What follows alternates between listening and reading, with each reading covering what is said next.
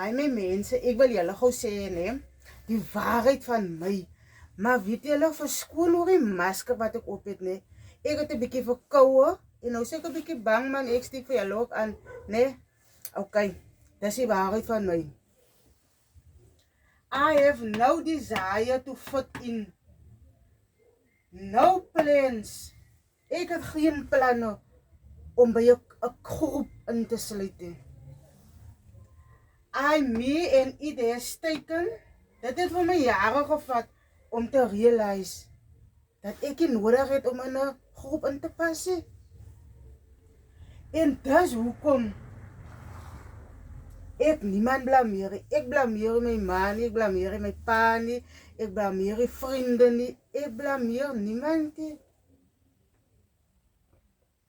Omdat die rede hoekom ek niemand blameer is omdat die wat mos hier binne sit, is mos my breins.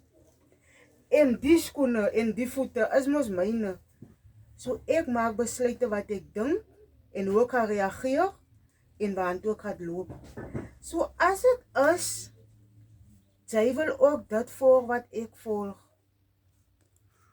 Dit is maar net maklik. Maar weet jy, as die vriende wat sy gehad het en sy het hulle nou vry gespreek en laat go, nee? Moet dan jy nie kwaai wil wees en dan gaan vertel jy al die secrets wat hulle vir jou vertel het, wil jy nog gaan vertel, want dit gaan nie van jou 'n goeie mens maak nie. Hou daai, al gaan jy ook graf toe aan my, glo my.